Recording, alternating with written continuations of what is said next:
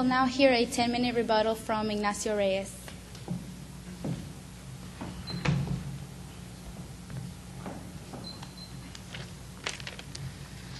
Okay, a lot of the arguments here were irrelevant to the debate.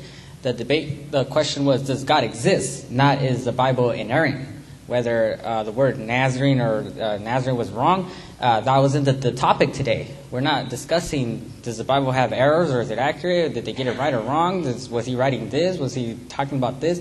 Does God exist? Yes or no? That's the topic for today. So a lot of the stuff that I don't really have to address, but I will later. For example, Paul never admits that he met Jesus. Over and over in the epistles, he says, in the name of our Lord Jesus Christ, I have a relationship with him. I saw him physically resurrected to him with him.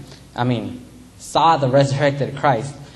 We don't need any God to explain a lot of the things. Before I get to the cosmological and all the other arguments that he had, he said John also believes in a sky character, that Jesus was a sky character. John, who wrote the epistles of John, said, that which we have seen, which we have heard, which we have touched. How is that a sky character? And then the resurrected Christ, where they ate with him, they touched him, they felt him. He said, put your hand, Thomas, put into my side. Over and over again, it showed that it was a physical resurrection there. He said, Mark told us that evil, really things happen in the world, and that's one of the arguments against God. What is he basing evil on? What is the standard for evil that he bases on? When he did get to the moral argument, we were told that that's how we exist as human beings, assuming there's a moral law in all of us. If there's a moral law, then there's a moral lawgiver. You can't have a law without a lawgiver. There's no prescription. If there's a prescription, there has to be a prescriber. There's a legislation, there's a legislator. So he admits that that's how we live as human beings. Let me start with the cosmological argument that we were told. Cosmological arguments, we got an example of the lightning. He said we didn't know what caused lightning. That doesn't mean that God caused it. But we know there was a cause for lightning. The universe had a beginning. Therefore, it needed a cause. Nothing was ever said. Either it needs a cause or it doesn't need a cause. Either someone created something out of nothing or no one created something out of nothing. Nothing was ever presented on that side. I believe someone created something out of nothing. Maybe he believes no one created something out of nothing. Which view is more reasonable? You decide. Teleological argument, he says, we were told, it only looks designed.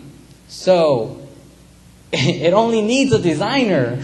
If it only looks designed, then therefore it needs a designer on the creation that we see. The miracle argument, if God exists, miracles are possible because the first miracle already occurred. Someone created something out of nothing is a miracle. And if that's true, the rest of the miracles in the Bible are easy to believe. The faith and emotion, we saw a lot of emotions here when we're discussing in the evil part, and a lot of things that we had to take on faith as well with a lot of the arguments that weren't presented with evidence. About evolution, first of all, let me clear up that evolution, got it from, according to Norman Geisler, evolution is not a fact, it's a theory. Second, it's not a theory, it's a hypothesis. Thirdly, it's not a hypothesis, it's an unproven hypothesis. And fourth, it's not only an unproven hypothesis, it's a hypothesis which there's evidence against it. Even their own evolutionists admit this. Julian Huxley wrote in his book, Evolution in Action. He said, quote, "The chances of the known rate of mutation over the supposed timescale that evolution happened by sheer chance are 1 followed by 3 million zeros to 1 against it." Now, 1 followed by 3 million zeros, that's like 1,500 pages of just nothing but zeros. Pretty big numbers. Then he goes on to say, no one will ever bet on anything so improbable happening. In his next line, and it yet has happened. So even they believe in the highly improbable. Evolution is theoretically possible, scientifically improbable, and by my standards, biblically unacceptable. So nothing was said, again, by the cosmological argument, so I assume it's valid. The design, he admits that that's how it looks. Only design, there's a designer. The moral argument, that's how human beings are created. That's how they exist, for survival. If it's for survival, then why do people go against this law? He said, we were told that human beings show love to survive or to cooperate. Not every human being shows love. There's more evil being shown than love being shown. Why are they going against it if it's supposed to be for survival?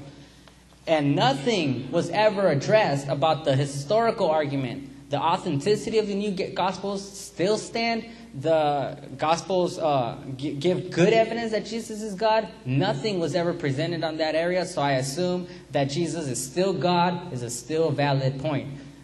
Thank you.